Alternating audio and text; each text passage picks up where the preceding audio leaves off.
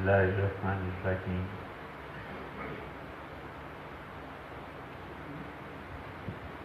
ایک پورا فلسفہ ہے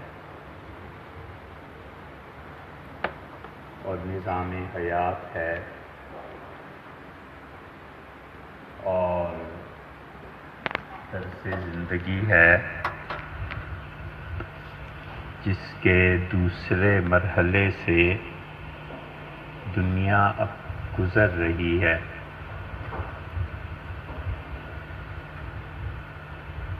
اور اللہ ہی کو معلوم ہے کہ اندازہ لگانے والوں نے جو اندازہ لگایا ہے وہ کس حد تک پورا ہوگا۔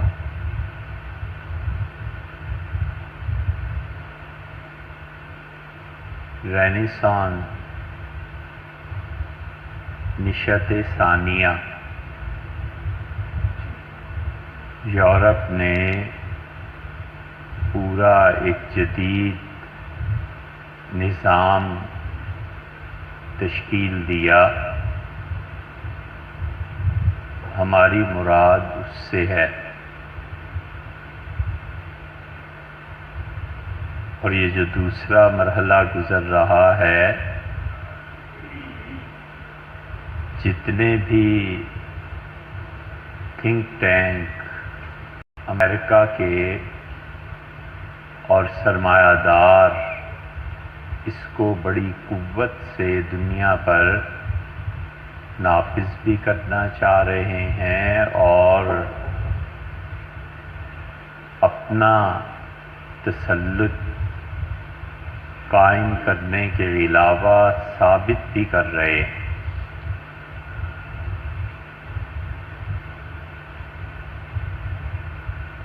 اور ایک فلسفہ وہ تھا زندگی کا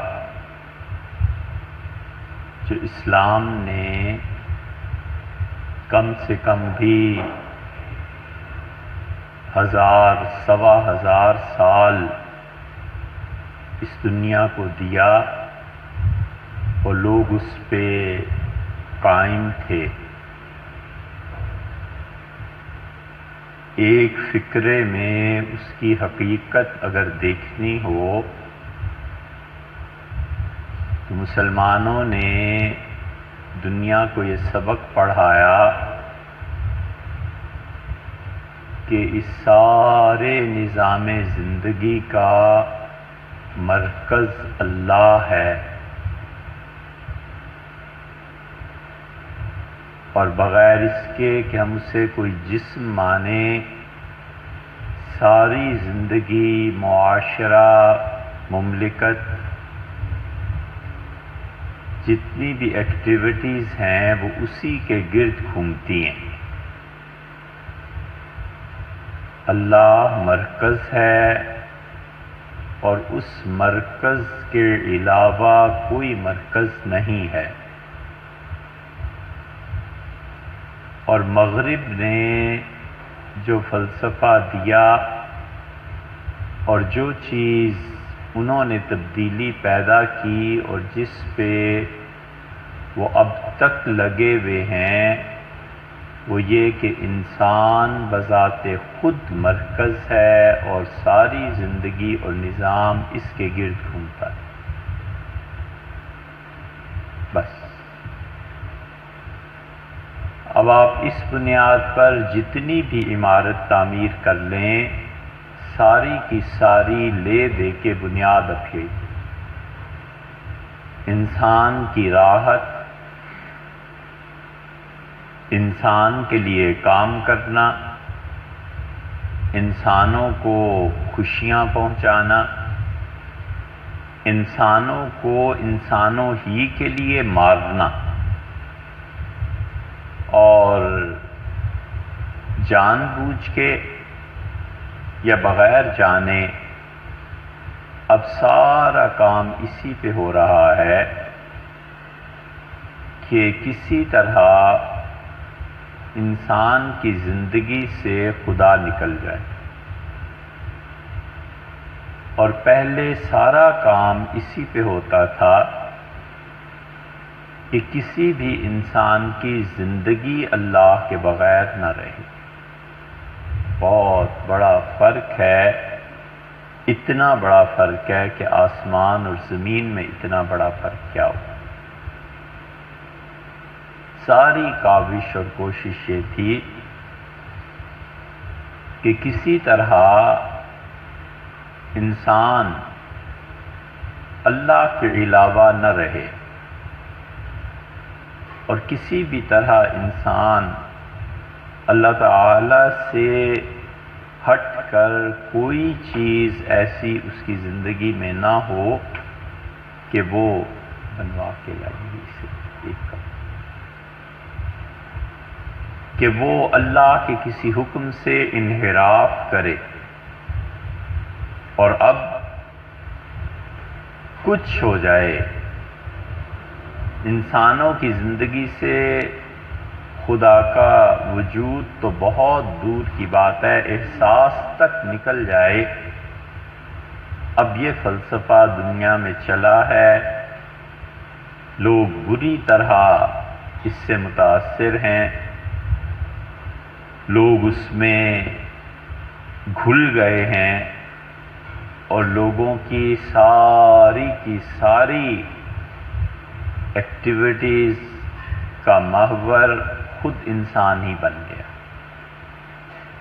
اس لیے اب جب کوئی کہتا ہے کہ اللہ اصل ہے اور باقی سب چیزیں اس کے ساتھ منسلک ہیں، تو یہ بات بڑی عجیب سی لگتی ہے۔ اور یہ کہیں کہ انسان اصل ہے اور باقی ساری چیزیں اسی کے لیے ہیں، تو اس میں کوئی تعجب نہیں ہوتا۔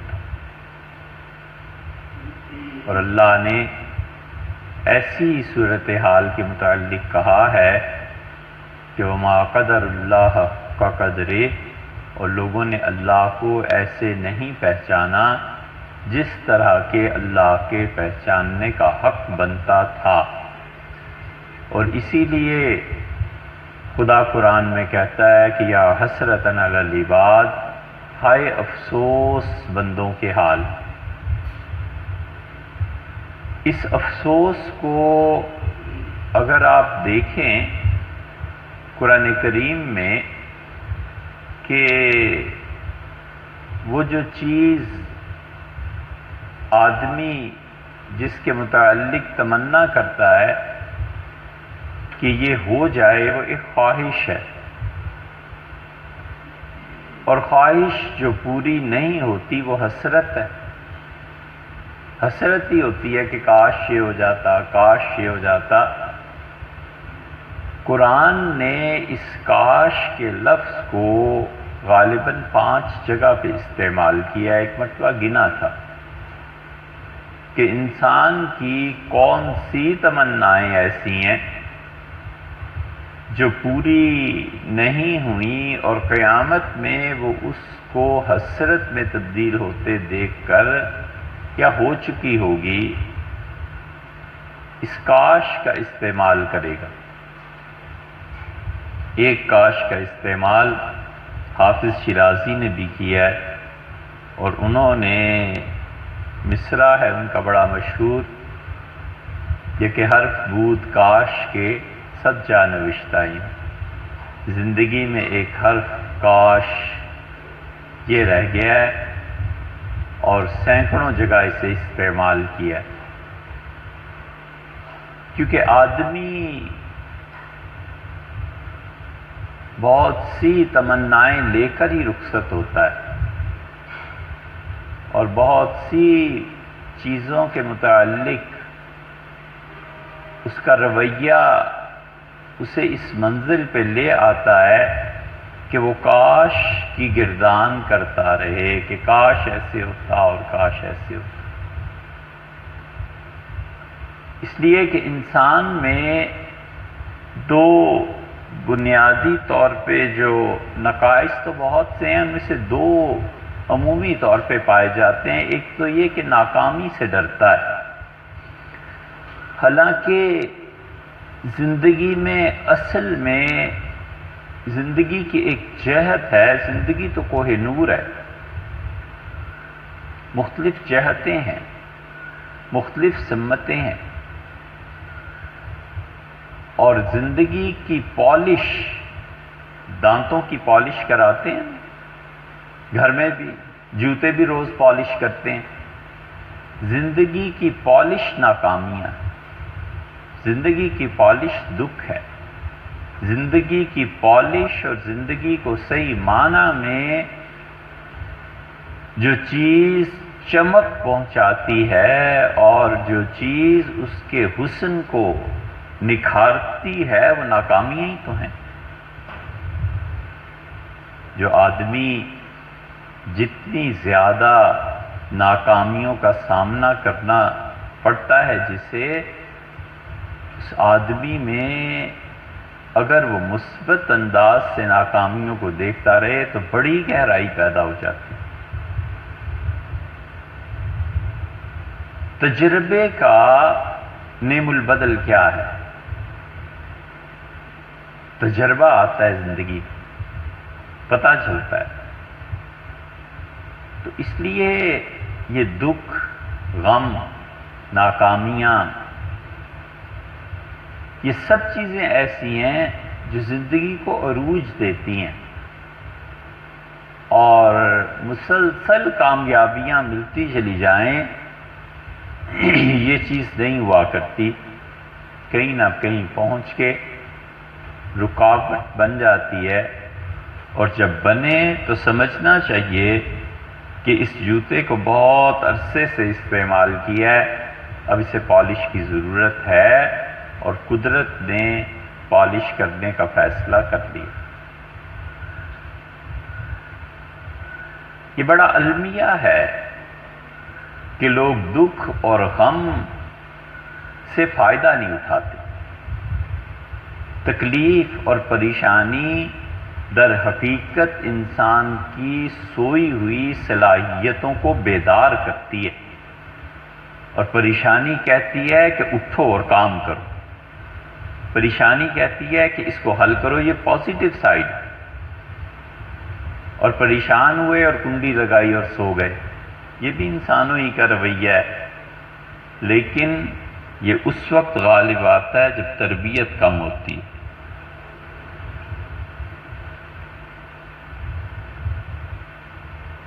تربیت ہوتی رہے اور پریشانی کو جان بوجھ کے تو اللہ سے قطعاً نہیں مانگنی چاہیے، وہ تو حدیث میں بھی منع آیا ہے.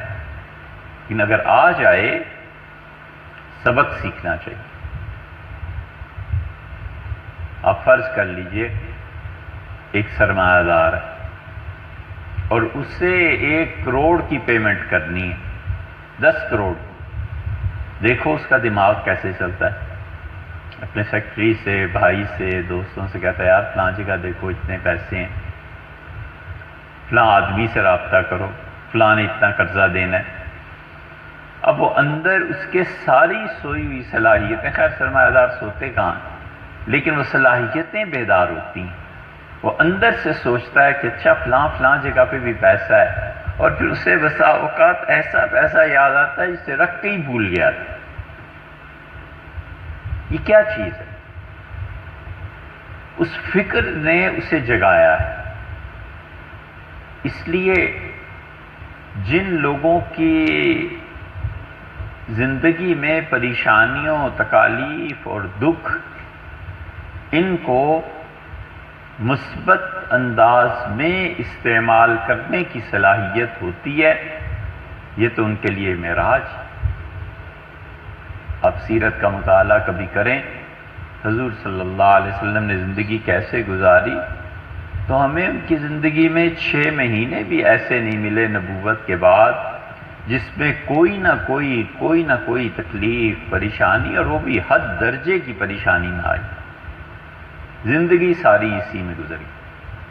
تمام زندگی میں جو چیز بہت واضح رہی وہ پریشانیاں ہیں، وہ تکالیف ہیں، جنگیں ہیں، حتیٰ کہ نجی زندگی کے الزامات ہیں.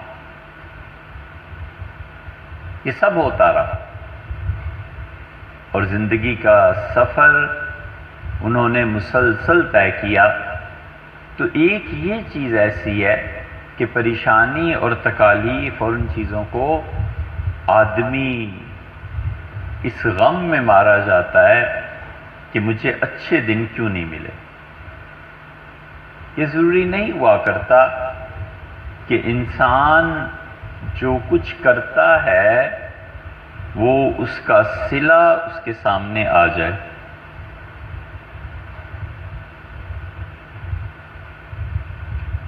انسانوں میں ایسی قسم بھی پائی جاتی ہے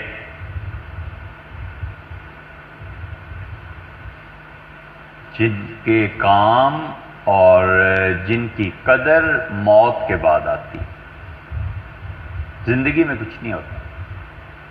ہیرا کیسا ہی پتھر ہے، کیسی ہی ہے، لیکن تراشنے کے بعد پتہ چلتا ہے کہ اچھا ہیرا۔ اس لیے جتنے لوگ بڑے کام کرتے ہیں نا، کبھی وہ اس فکر میں رہیں کہ ہمارے کام کی قدر نہیں ہوئی، تو یہ بھی بات زیادہ مناسب نہیں۔ ایک حد تک تو ہوتا ہے، اس سے زیادہ نہیں۔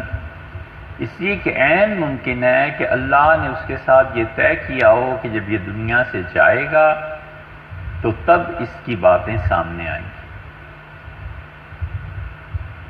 ہوتی ہے جو راہ بند تو چڑھ جاتے ہیں نالے، غالب نے کہا ہے، مصرع ٹھیک نہیں بیٹھا۔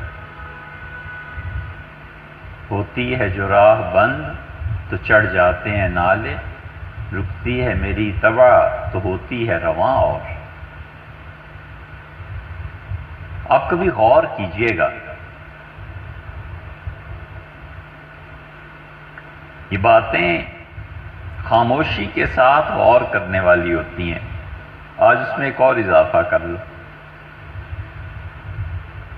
بعض لوگ ڈرائیونگ کر رہے ہوتے ہیں بالکل ٹھیک، بچہ موٹر سائیکل چلا رہا ہے بالکل ٹھیک، اور جہاں روڈ پہ ہجوم ہوا اور اسے راستہ تلاش کرنا، اس میں جذبہ یہ ابھرا، اب وہ دیکھو اس کی ڈرائیونگ کا انداز تبدیل ہو جائے گا۔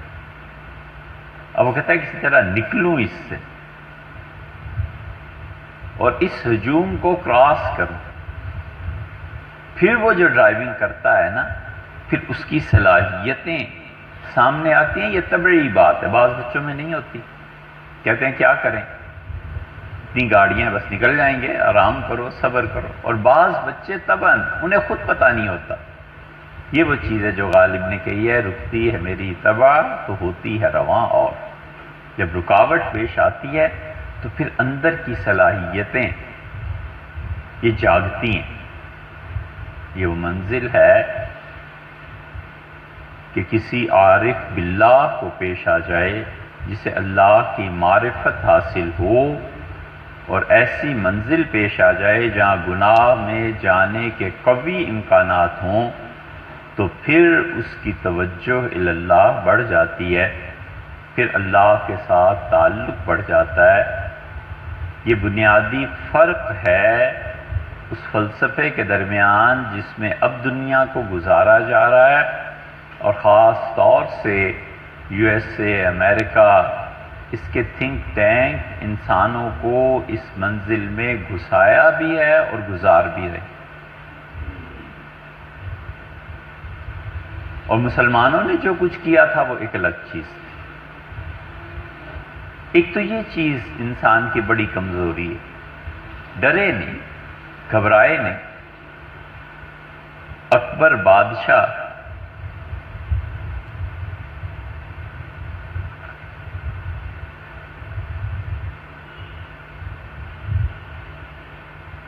بڑا آدمی، ہمایوں ملک سے در بدر تھا اور سفر میں تھا، بادشاہ وقت اجڑا ہوا، اور اکبر بیٹا عمر کوٹ میں پیدا ہوا۔ تو یہ ہمایوں جو تھا اسے بڑی مغل بادشاہوں میں سب سے زیادہ یہ علم نجوم کا ماہر تھا۔ ان مغلوں میں ہر بادشاہ میں کوئی نہ کوئی خصوصیت رہی۔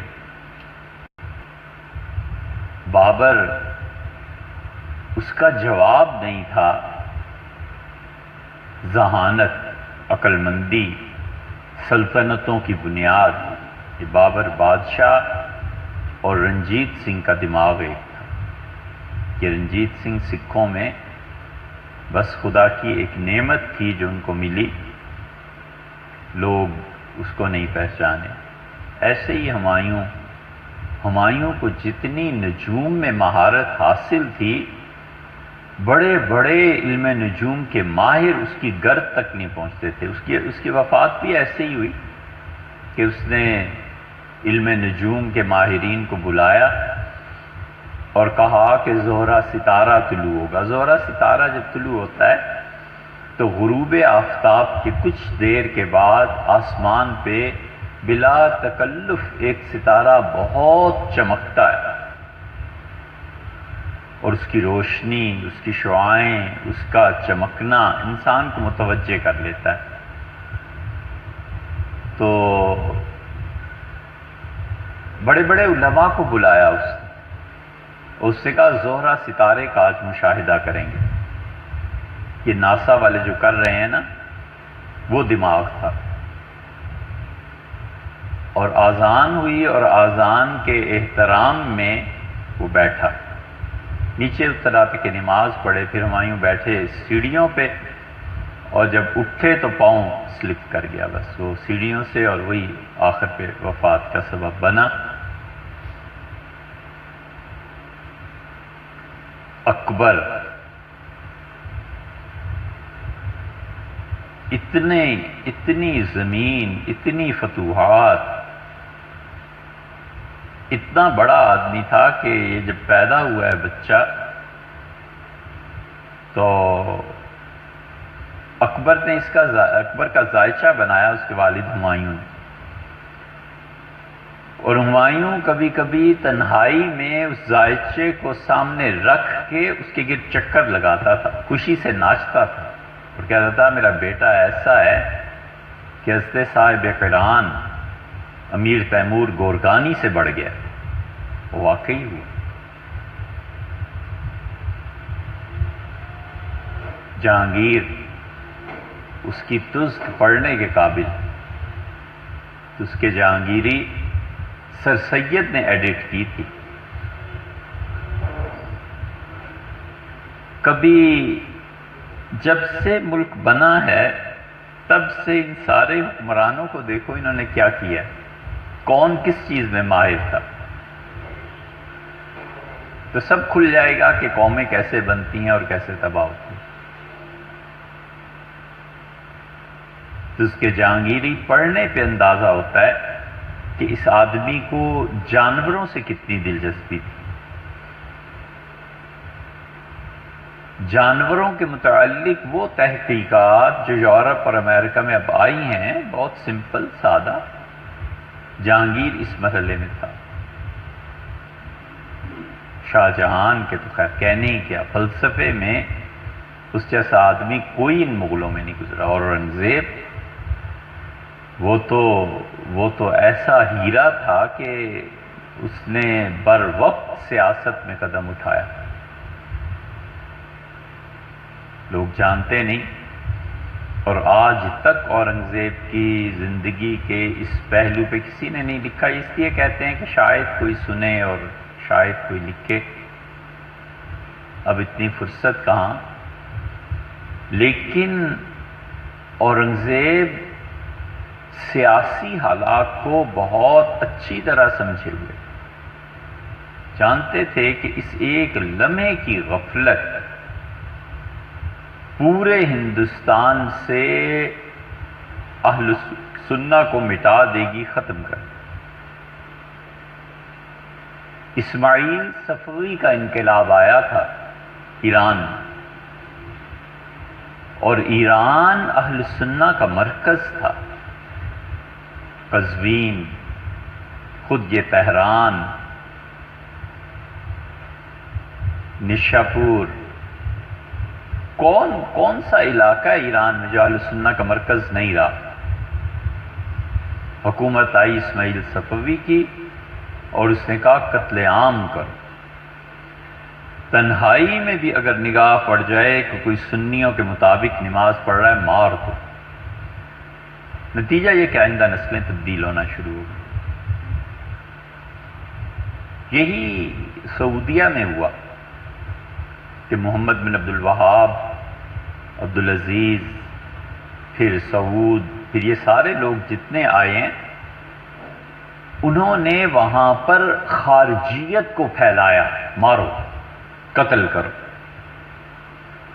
نتیجہ یہ نکلا کہ عثمانیوں کے خلاف بغاوتیں ہوئیں،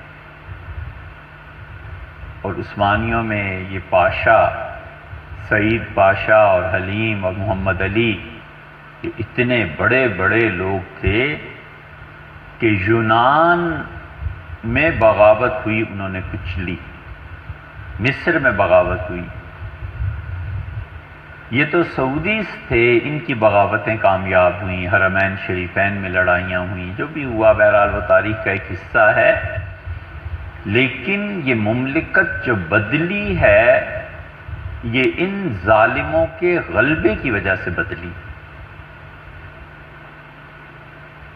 مدینہ منورہ میں جتنی خانقاہیں تھیں بلڈوزر پھر گئے، صحابہ کرام رضی اللہ عنہم کے جتنی قبریں تھیں سب مٹا کے رکھ دی۔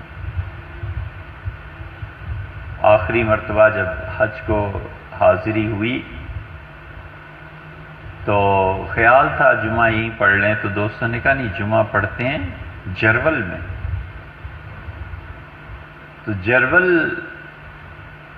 شافعات کی یا بعد والوں کی جو توصیعات ہیں وہ دیکھی، تو خیال آیا کہ یہاں پر اصاغر صحابہ کرام رضی اللہ عنہم کی قبریں تھیں، جو صحابہ رضی اللہ عنہم حضور صلی اللہ علیہ وسلم کے انتقال کے وقت 10-12 برس کے بچے تھے۔ اللہ نے لمبی زندگی دی تو یہ حجاج ابن یوسف کے خلاف لڑے۔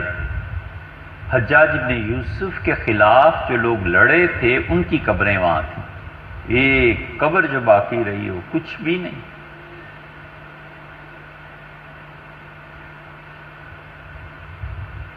وہابیت کا تسلط ایسے ہوا، اور ادھر شیعت کا تسلط ایسے ہوا، اور اس تسلط کا یہ اثر تھا کہ ایران سے بھاگے علماء۔ ہندوستان کو جو لوگ جانتے ہیں کہ کوئی چیز نہیں ہے، ہندوستانیوں کو خود نہیں پتا کہ ہم کیا تھے۔ زاغوں کے تصرف میں عقابوں کے نشیمن، جس چٹان کو عقاب اور شاہین نے اپنا گھر بنایا تھا اب وہاں کوے پائے جاتے ہیں۔ علامہ اقبال کے بقول یہ بر صغیر، یہ سب کانٹیننٹ، یہ ہندوستان، اسپین اجڑا ہے، اور اندازہ لگاؤ اس زمانے میں اسپین کے سائنسدان یہاں آئے ہندوستان۔ اکبر بادشاہ کے زمانے میں اکبر نے پناہ دی انہیں، اسے کہا آؤ میرے یہاں رہو، کام کرو۔ اور ایران اجڑا ہے اور قافلوں نے ہجرت کی ہے، یہاں مغلوں نے پناہ دی کہ آ جاؤ، کوئی حرج نہیں، اور ان علماء نے کام کیا ہے۔ اور اس شیعت کا اتنا اثر تھا کہ احمد آباد پورا شیعہ ہو گیا، گجرات نکل گیا، بیجاپور شیعہ ہو گئے، گولکنڈہ شیعہ ہو گئے، ریاستوں کی ریاستیں شیعہ ہو گئیں۔ اور اورنگزیب کو جب سلطنت اور حکومت ملی ہے تو وہ جانتا تھا کہ شیعت کس بری طرح یہاں ختم کر رہی ہے۔ سندھ کے لوگ شیعہ ہو گئے، سندھ شیعہ کی گود میں چلا گیا۔ اس نے اپنی زندگی کے 25 سال ان ریاستوں کو فتح کرنے میں لگائے کہ ایسے نہ ہو کہ یہ اثرات دلی تک پہنچیں اور دارالحکومت میں بغاوتیں شروع ہو جائیں اور شیعت آ جائے تو ایران کے بعد پورا ہندوستان بھی شیعہ ہو جائے۔ اس شخص کا بہت بڑا کارنامہ ہے کہ اس نے اہل سنہ کو بچایا اور اسلام کی تصویر سامنے رکھی، وگرنہ ہندوستان بھی شیعہ ہو جاتا تو ہندوستان 1، ایران 2، عراق 3، یہ سب کے سب شیعت کے غلبے میں آ جاتی۔ اس نے روک دیا۔ اسی لیے تو اورنگزیب سے نفرت ہے ہندوؤں کو، اور اورنگزیب سے نفرت ہے انگریزوں کو، اور اورنگزیب سے نفرت ہے اہل تشیع کو، اور جھوٹ بولتے ہیں کہ یہ کیا اور یہ کیا اور یہ کیا، اس وجہ سے کہ اس آدمی نے برحق اور بالکل برموقع سیاست کی کہ اگر میری غفلت سے ہندوستان ہاتھ سے نکل گیا تو خدا کو کیا جواب دیں۔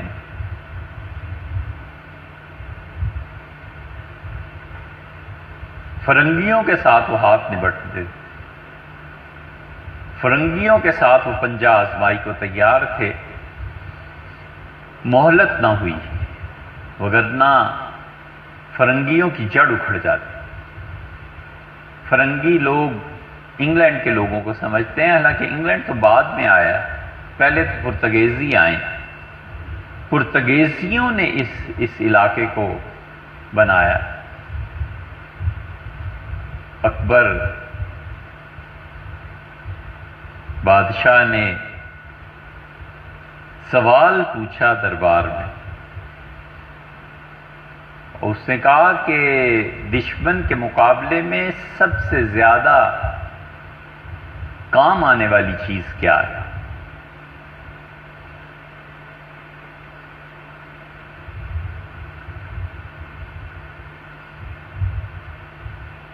تو ابو الفضل نے جواب دیا اور اس نے کہا کہ ہوش و حواس۔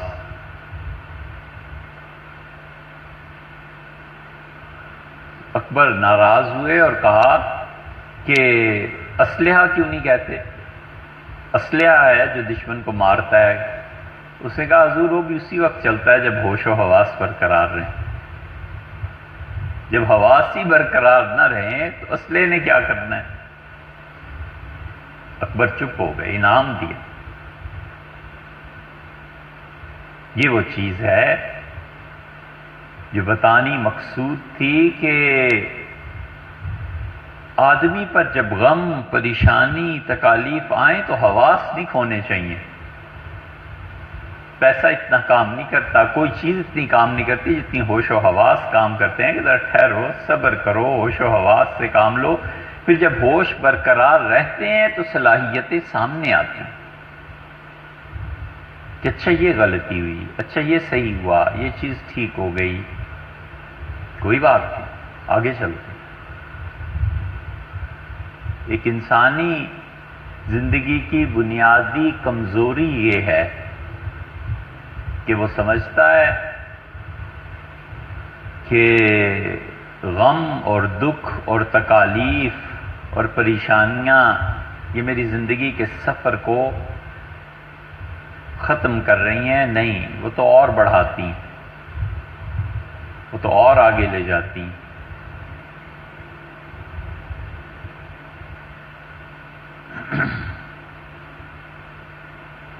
اور دوسری چیز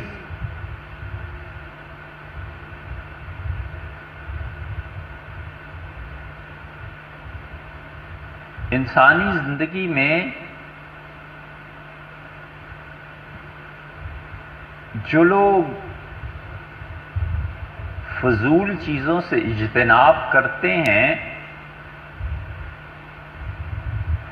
قدرت خود ان کی صلاحیتوں کو استعمال کرتی۔ اس پہ آتے ہیں پھر انسانی زندگی میں دوسری چیز جو تباہ کن ہے نا، وہ موجود سے غفلت ہے۔ جو چیز میسر ہے اس کی قدر نہ کرنا، یہ بڑی تباہ کن چیز. جو چیز موجود ہے اس کی قدر نہ کرنا. باپ موجود ہے اس کی قدر نہ کرنا کہ آپ پیسے ہی نہیں لاتے, آپ کماتے کیا ہیں, ہمارے گھر میں ہے کیا, اس کی قدر نہیں ہوتی. اور فلانا ایسا اور فلاں بچہ ایسا اور فلاں بچہ ایسا. تو نتیجہ یہ نکلتا ہے کہ وہ اپنے حقیقی میسر اسباب کو بھی استعمال نہیں کر سکتا.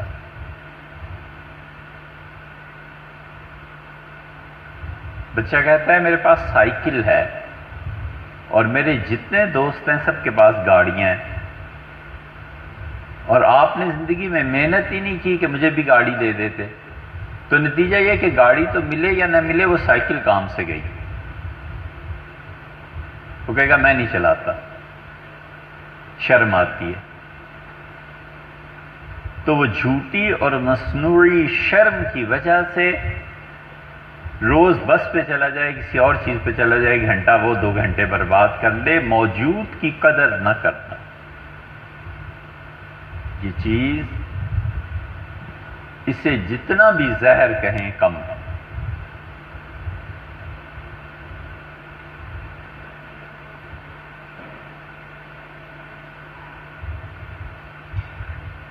بیوی موجود ہے نا, اس کی قدر نہ کرنا. اتنے طلاق کے مسائل بڑھ گئے ہیں, اتنے بڑھ گئے ہیں کہ روز نت نئے مسائل پیش آتے ہیں طلاق.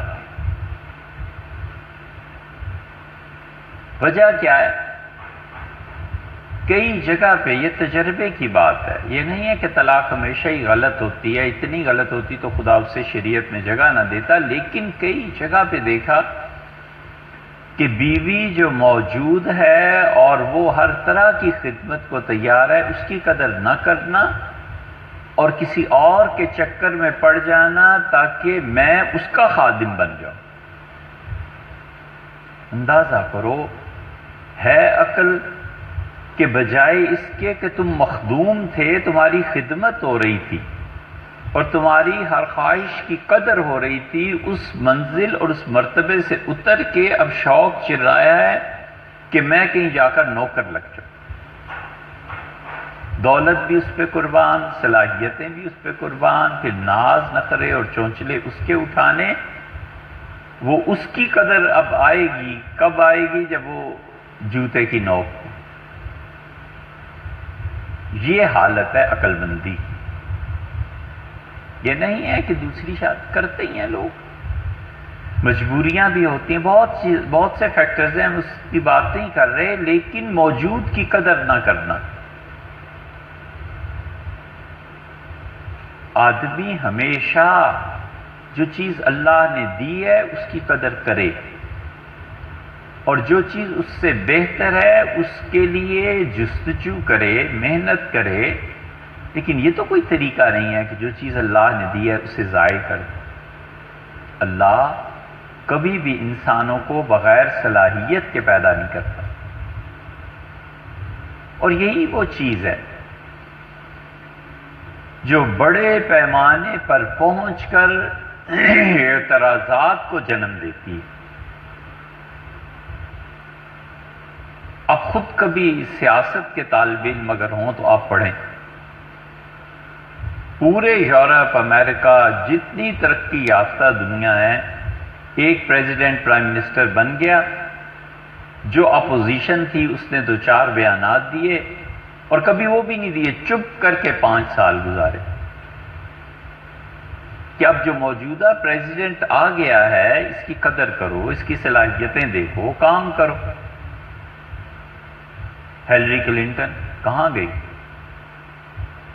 بس آ گیا جو صدر آ گیا, 1-2 بیانات انہوں نے دیے, اس کے بعد خاموشی ہے. جب تک کوئی بڑی چیز پیش نہ آئے اپوزیشن زیادہ نہیں بولتی. بڑی چیز کوئی پیش آتی ہے تو پھر وہ کہتے ہیں ایسے نہیں ایسے کیجئے اور ایسے نہیں ایسے کیجئے.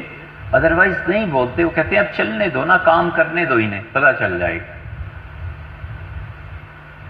اور ہمارے ہاں اپوزیشن وہ جو ایک دن نچلا نہ بیٹھے، اور جو چیز نہیں بھی مخالفت کرنے کی، ان کی خود سمجھ میں آتا ہے کہ یہ چیز مخالفت کرنے کی نہیں، اس میں ملک کی ترقی ہے، قوم کی، پھر بھی ضرور کچھ نہ کچھ تبصرہ نیگیٹو کرنا۔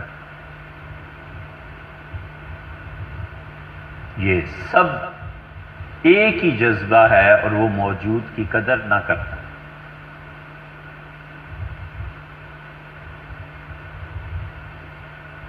امرتسر کی ایک خاتون طلاق سے ہو گئی، اور ہم حیران ہوئے کہ اس عورت نے کیسا اچھا جواب دیا۔ اس کے شوہر نے دوسری شادی کرنی تھی، اسے طلاق دے دی، تو ہم سے کہنے لگی کہ کوئی بات نہیں، 30 سال اس کے دل پہ حکومت میں نے ہی کی ہے، اس کے دل پہ حکومت بھی تو میں نے کی ہے، کیا ہوا جب چھوڑ دی؟ تعجب ہوا کہ دیکھو عورت اپنے گزرے ہوئے دن جو تھے اس کو یاد کر کے کتنی اچھے پہلو کی طرف۔ کوئی بات نہیں، یہ بتائیے اب میری اولاد جوان ہے، 5 بیٹے ہیں، ہم ایک چھت کے نیچے رہ سکتے ہیں، ہم کہا رہیے اس شرط پہ کہ قطعاً کوئی ازدواجی تعلقات قائم نہیں ہوں گے، یہ آپ کے لیے سہولت ہے۔ ان کا پرواہ نہیں، میرے بیٹے جوان، میری اولاد جوان، میں کھاتی پیتی، گاڑیاں، یہ وہ سب کچھ۔ کہنے لگی کیا ہوا، وراثت کا کیا ہوگا، کہ مسائل پوچھتی رہیں، لیکن ہے یہ بات کہ موجود کی قدر کرنا۔ بیٹے ہیں، گاڑیاں ہیں، بینک بیلنس ہے، دولت ہے، پیسہ ہے، زیورات، پتہ نہیں کتنے تولے زیورات میرے شوہر نے بنا کے دیے، کیا ہو گیا، موجود کی قدر۔ اور یہی چیزیں ملکی سطح پہ کہ جو چیز موجود ہے اس کی قدر نہیں کرنی، اسے ہٹا کر جیل پہنچا کر پھانسی چڑھا کر چھوڑنا ہے، یہ وہ چیزیں۔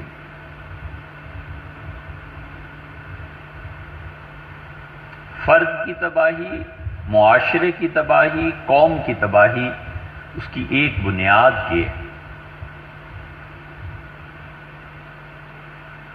اسی سے اعتراض جنم لیتے ہیں، اور جب اعتراضات جنم لیتے ہیں تو اعتراض جڑ کو کاٹتا ہے۔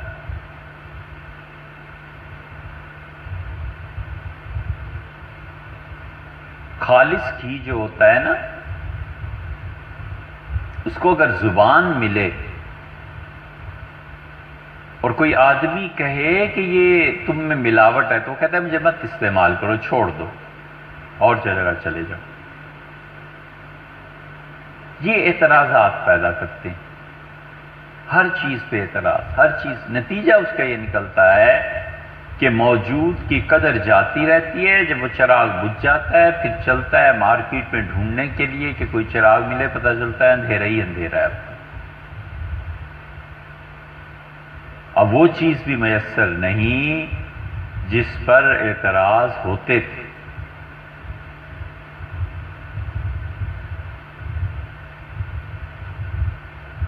یہ انسانی زندگی کی بڑی خامی، بڑی کمزوری، بہت بڑی کمزوری۔ ماں ہے، اس کی قدر نہیں ہے، اور وہ جب نہ رہے تب پتہ چلتا ہے کہ کیا ہوتا ہے۔ سایہ ہے، جب تک اس سے محرومی نہ ہو جائے تب تک چین نہیں آتا۔ اس لیے انسانی زندگی میں وفا اور محبت یہ کبھی انسان کو نہیں بھولنی چاہیے۔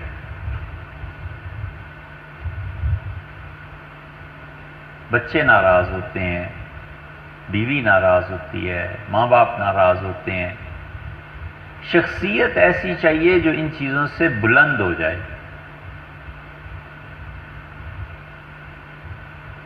ہمیں اپنے حضرت ندوی رحمۃ اللہ کی بات بہت اچھی لگی، بہت اچھی لگی۔ وہ باتیں تھیں یا یاقوت اور ہیرے تھے جنہیں پرویا جاتا؟ ایسی ایسی گہری باتیں کرتے تھے کہ بڑا علم اور بڑی گہری سمجھ درکار تھی ان کی باتوں کو سمجھنے کے لیے۔ اللہ جانے کیسا دماغ تھا، کیا ساخت تھی۔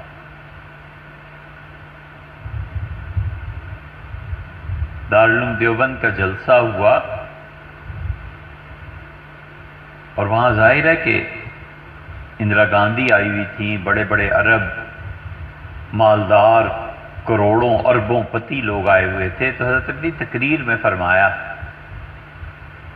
یہ سب چڑیاں ہیں، اڑ جائیں گی، ہمیں آپ کے ساتھ رہنا ہے، آپ ہی کے دیے ہوئے 5 پیسے اور 10 پیسے کے چندے پر ہم نے اپنے مدارس کو چلانا ہے، ہمارا ان سے واسطہ نہیں ہے، آپ سے واسطہ ہے۔ یہ ہے اصل حقیقت کہ چڑیاں کتنی دیر رہیں گی، کتنا چندہ دے دیں گی۔ کروڑ اگر اندرا گاندھی نے دیا یا فلاں نے دیا یا فلاں نے دیا، یہ سب فلاں اور فلاں اڑ جائیں گے، ہمیں 5 پیسے اور 10 پیسے آپ سے ہی لینے اور آپ ہی کے ساتھ رہنا۔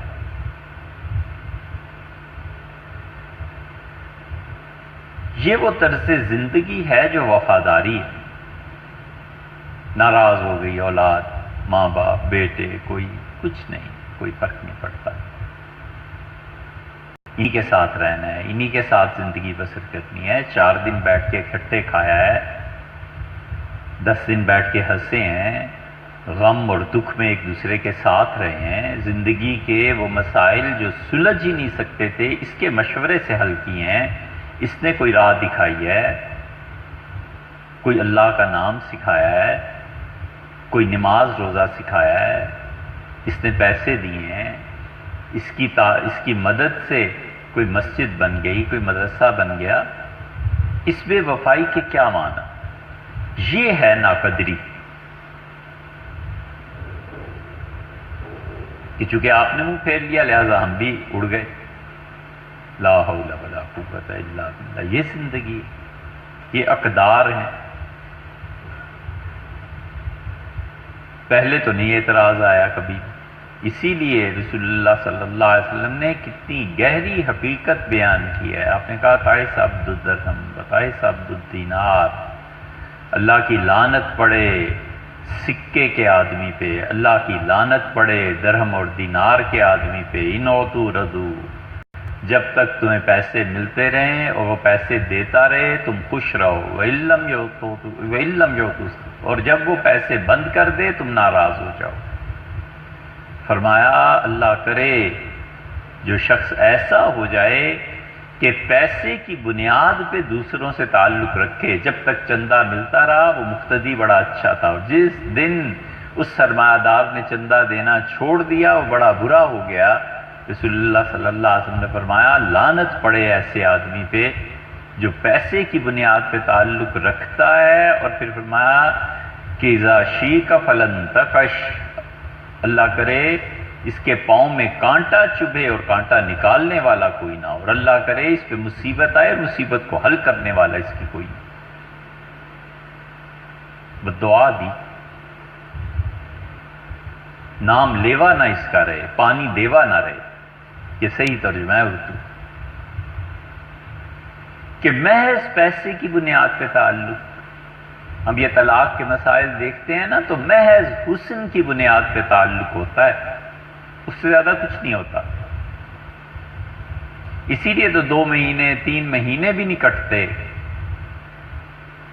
کہاں ایک لمحہ نہیں گزرتا تھا اس کے بغیر، اور کہاں اس طویل زندگی کی ایک رات کا کچھ حصہ گزارنا دشوار ہو جاتا ہے کہ اب نکالو اس سے، کسی طرح چھٹی کرو۔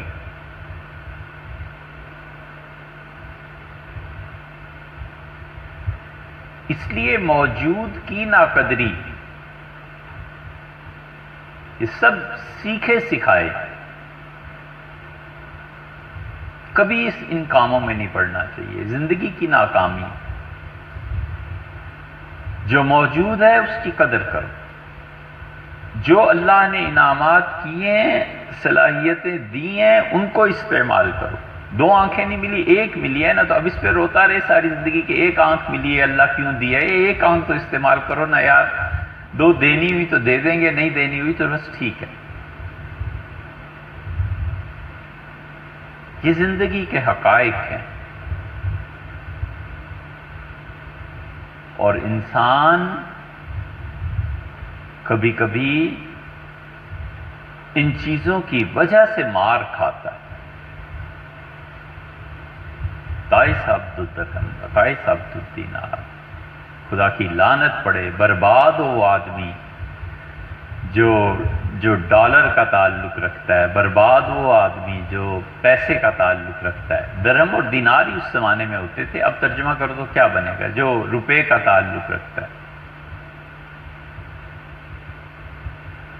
یہ جو لوگ اپنا پیسہ اللہ کے لیے خرچ کرتے ہیں نا، یہ کوئی چھوٹا کام نہیں کرتے. سفیان ثوری رحمۃ اللہ علیہ، حدیث کی کوئی کتاب نہیں ملے گی جس میں سفیان کا نام نہ ہو. سفیان سعید الثوری رحمۃ اللہ علیہ امام تھے حدیث کے. وہ ایسا آدمی تھا کہ اس کے زمانے کے جو لوگ تھے، بڑے بڑے اولیاء کرام اور بڑے بڑے محدثین، ان کو دکھایا گیا کہ یہ تم میں جو آدمی ہے یہ جنتی ہے، یہ آنے والا ہے، یہ دیکھو اتنے دن بعد آ جائے گا، یہ اس پہ ہم انعام کریں گے. ظاہر ہے کہ اب وہی تو رہی نہیں. اور سفیان ثوری رحمۃ اللہ علیہ اتنے مٹے ہوئے آدمی تھے کہ ایک مرتبہ مسجد میں داخل ہوئے اور سیدھا پاؤں رکھنا تھا، الٹا پاؤں رکھ دیا. تو استاد جو پڑھا رہے تھے انہوں نے دیکھا تو یہ طالب علم تھے، تو انہوں نے کہا یا ثور، ارے بیل دان، مسجد میں آنے کی تمیز نہیں. تو انہوں نے ساری زندگی یہ ثوری کا لفظ اپنے نام کے ساتھ لگا دیا. انہوں نے کہا یہ رہنا چاہیے تاکہ لوگ جانیں کہ میں اتنا بے وقوف ہوں جسے مسجد میں جانے کا ادب نہیں پتا تھا. میرے استاد نے مجھے کہا.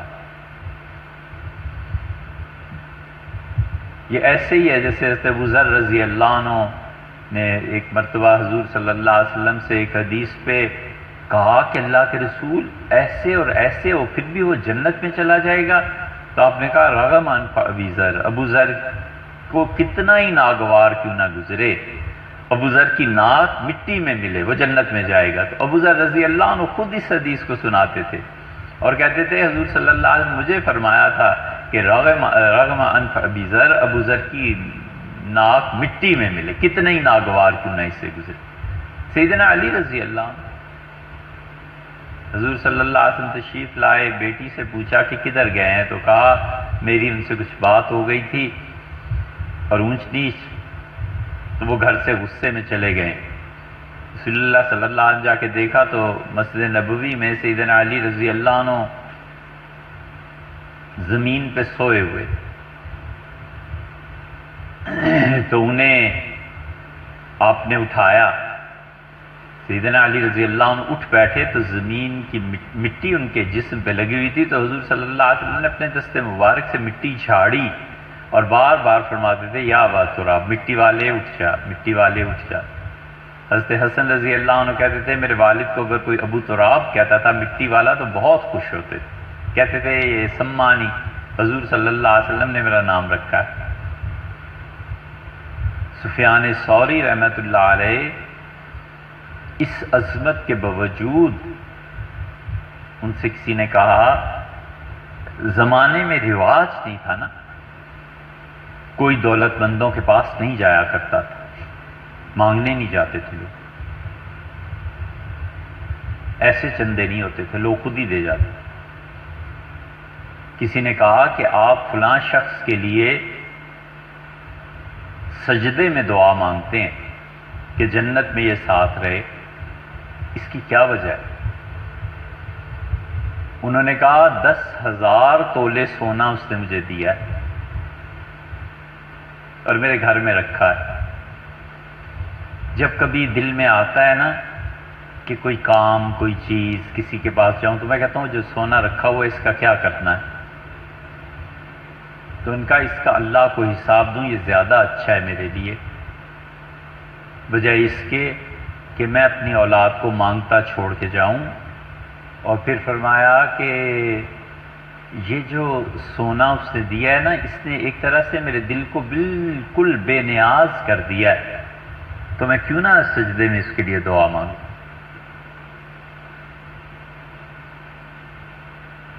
انسان کی طبیعت کا اختلاف ہے، کچھ لوگوں کو پیسے سے وحشت ہوتی ہے، سو نہیں سکتے، اور کچھ لوگوں کے پاس کچھ پیسہ ہو تو اطمینان رہتا ہے کہ یار چلو کچھ پیسے تو ہیں نا۔ یہ طبیعتوں کا دونوں طرح سے، حضور صلی اللہ علیہ وسلم کے ہاں بھی یہی تھا، صحابہ رضی اللہ عنہ میں بھی یہی تھا، ہر طبیعت اور مزاج کے لوگ تھے، نہ یہ برا نہ وہ برا۔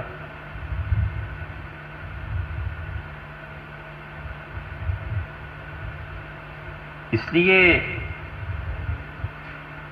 موجود کی قدر نہ کرنا،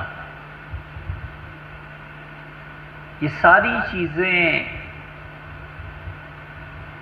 اس وقت سامنے آتی ہیں جب مڑ کے دیکھے نا تو جتنے اعتراضات پیدا ہوئے ہوتے ہیں۔ اللہ کا اپنا ایک نظام ہے، یہ تیسری بات ہے۔ جو شخص زندگی میں فضول کاموں سے بچتا ہے، اللہ تعالی بغیر مشورہ لیے، بغیر کسی سے پوچھے، یہ جملے صرف سمجھ میں آنے کے لیے ہیں، اللہ کی ذات ان باتوں سے بہت بلند و بالا، بہت بے نیاز ہے۔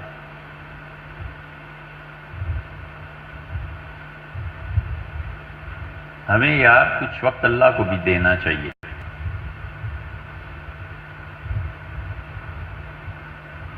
پلاٹ آج اتنے کا ہو گیا، اس پلاٹ کی قیمت اتنی ہو گئی۔ کبھی خیال آتا ہے کہ جس شہنشاہ کی یہ ساری زمین ہے وہ کتنا رچ ہے، اس کے پاس کتنی دولت ہے، یہ پلاٹ اتنے کروڑ کا ہو گیا، اور جس کی ساری زمین ہے وہ۔ اور مزے کی بات یہ کہ دینا بھی اسی نے ہے، اور کوئی لے گا کیا اور دے گا کیا۔ وَلَا يَنْفَعُ ذَا الْجَدِّ مِنْكَ الْجَدُّ، اور اللہ کسی بڑے سے بڑے آدمی کی بڑائی تیرے سامنے کچھ نہیں۔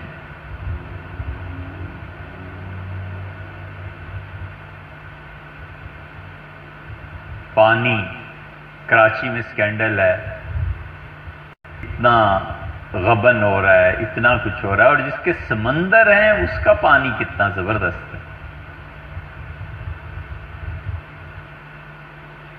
اسی لیے وہ جو بار بار کہتا ہے نا میری نشانیوں پر غور کرو،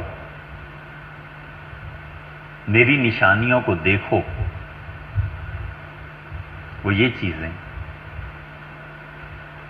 آدمی غور کرتا ہے۔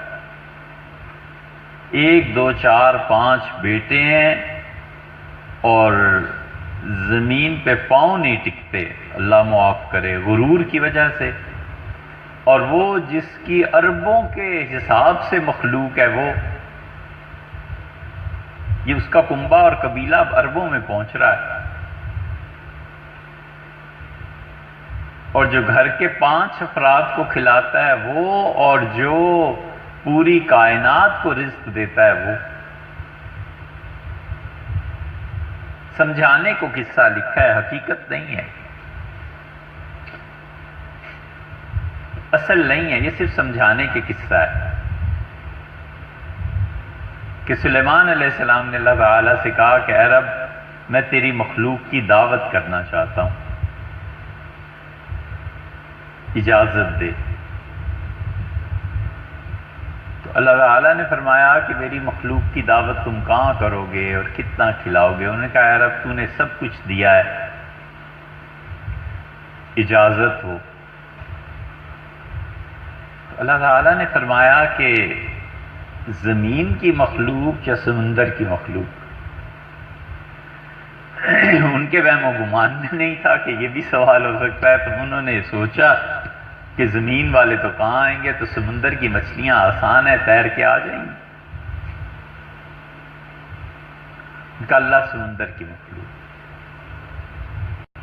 فرمایا سمندر کی مخلوق تو بہت زیادہ ہے،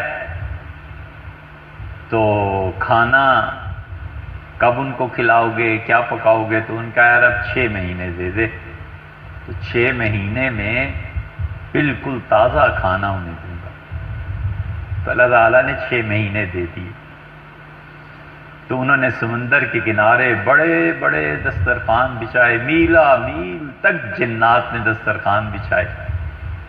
جو وقت آیا تو وہ اپنے پورے لشکر کے ساتھ بہت کر و فر میں حاضر ہوئے اور کہا اے رب اپنی مخلوق کو کہہ سمندر کی کہ آئیں اور کھا لیں۔ اور ایک مچھلی آئی اور اس نے جو نگلنا شروع کیا ایک طرف سے، تو دوسری طرف کا سارا دسترخوان نگل کے گر گئی سمندر میں، اور باقی مچھلیاں پریشان۔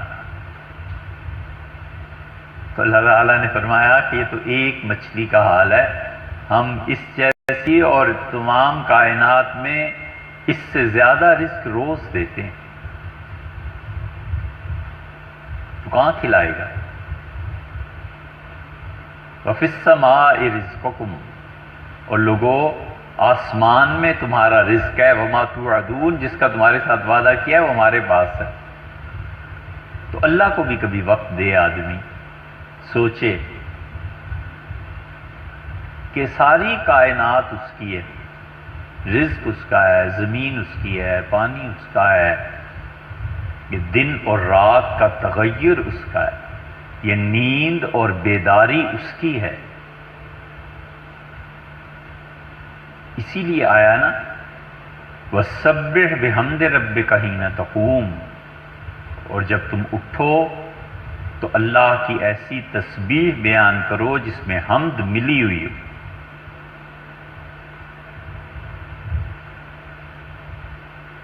سبح بحمد ربک حین تقوم، اٹھنا کیا ہے؟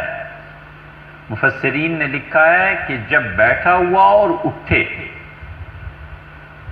تو اللہ نے کہا یہ کہو سبحان اللہ و بحمدہ، یا جب سوئے ہوئے ہو تو آنکھ کھلے نیند سے اٹھو تو پہلا جملہ یہ کہو سبحان اللہ و بحمدہ۔ کتنا آسان ہے اگر یاد رہے۔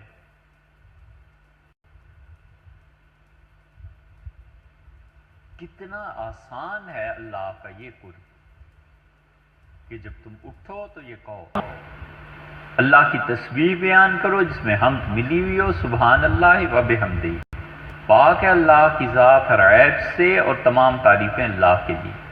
ایک نیگیٹو ہے، یعنی اللہ کی ذات پاک ہے ان تمام الزامات سے جو لوگ اس پہ لگاتے ہیں، و بحمدہ، اور یہ پازیٹیو ہے کہ تمام تعریفیں اللہ کے لیے۔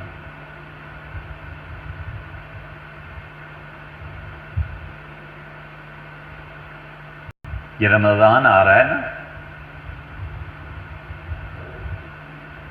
ہم نے ایسے لوگ دیکھے حضرت رحمت اللہ علیہ کی خانقاہ میں جو کہتے تھے کہ یکم رمضان سے اس مرتبہ رمضان کے آخری دن تک 1.25 لاکھ مرتبہ سبحان اللہ و بحمدہ پڑھنا ہے۔ 3,000 ہو گیا، 3,500 ہو گیا، پڑھتے تھے، اللہ کو یاد کرتے تھے، اللہ کا ذکر کرتے تھے۔ ایسے لوگ دیکھے جو کہتے تھے کہ 5 لاکھ مرتبہ کلمہ طیبہ پڑھنا ہے۔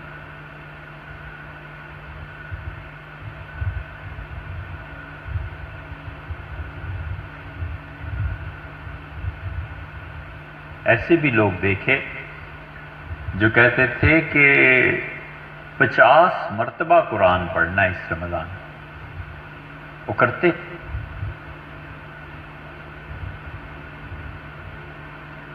ایک صاحب نے کہا کہ اللہ کا یہ نام پسند ہے، ہم نے کہا پڑھیے پھر۔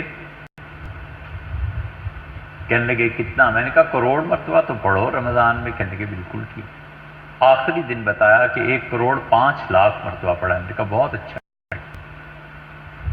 یہ اللہ ہی کی یاد ہے نا۔ ہم یہ نہیں کہتے کہ یہ غلط ہے، لیکن ہم ضمناً اللہ کو یاد کرتے ہیں۔ رزق کمانے جا رہا ہوں، کسب حلال ایک فریضہ ہے، بالکل ٹھیک ہے، لیکن اللہ اس کی تبع میں ہے، اصل میں اللہ نہیں، اصل میں پیسہ ہے۔ نیت بھی آدمی اپنی دیکھتا رہے نا۔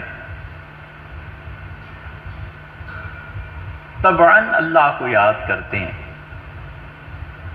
بالکل ٹھیک ہے، یہ نہیں ہے کہ غلط ہے۔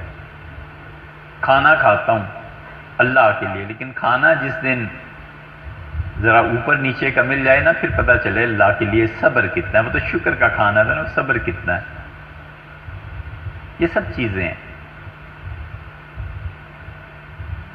اور خالص اللہ کو یاد کرنا یہ ایک الگ چیز ہے۔ حضرت شیخ مولانا زکریا صاحب رحمۃ اللہ نے لکھا ہے کہ حضرت مدنی نور اللہ مقدو بہت سیاسی دورے اور یہ اور وہ، تو میں نے ایک دن حضرت سے کہا تنہائی میں کہ ایک کام حضرت گنگوئی رحمۃ اللہ علیہ آپ کے ذمے لگا کے گئے تھے، بیعت اور یہ ذکر اذکار، اس کی طرف بھی آپ توجہ فرمائیں نا۔ تو اس وقت تو حضرت خاموش ہو گئے۔ پھر ہر سفر میں وہ مجھے 2-4 خط دکھاتے تھے جس میں ان کے مرید، ان کے متوسلین لاکھوں کے حساب سے ذکر کرتے تھے، اور حضرت فرماتے یہ خط دیکھو، یہ خط دیکھو۔ قطب الاقطاب تھے، اس درجے کے آدمی۔ انسانی زندگی میں یہ بڑی کمزوری ہے کہ ہم اللہ کے قدرت، اس کی طاقت، اللہ کا اس کائنات پہ محیط رہنا، فیصلوں کا ادھر سے آنا، اور آسمان کی اس سلطنت سے بے خبر ہیں، حتیٰ کہ موت آ جاتی۔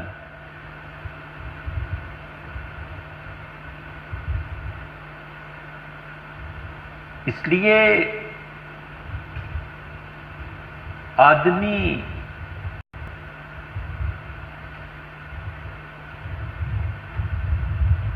جب یہ اپنی صلاحیتوں کو غلط استعمال نہیں کرتا نا، اور ٹھیک رہتا ہے، تو اللہ کی طرف سے بغیر کسی سے پوچھے، بغیر مشورے کے، اس آدمی کی چھنائی خود ہی ہوتی رہتی ہے۔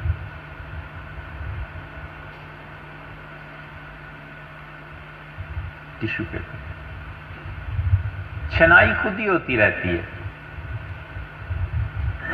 چھنائی خود ہونے کا مطلب یہ ہے کہ انسان ایک تو چیزوں کو چھوڑ دیتا ہے ناقدری سے، دونوں میں فرق سمجھنا چاہیے۔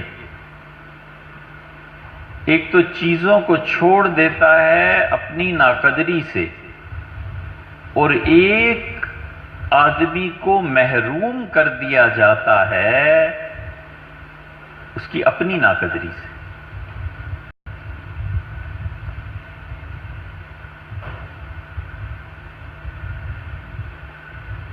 یہ جو چھلنی لگتی ہے نا، لوگ چھان دیے جاتے ہیں۔ خدا کی پناہ مانگنی چاہیے۔ چھلنی جب لگتی ہے نا تو چھان برا بالکل الگ کر دیا جاتا ہے۔ آپ خود غور کریں، اگر آپ اپنی صلاحیتیں، وقت بچاتے ہیں نا،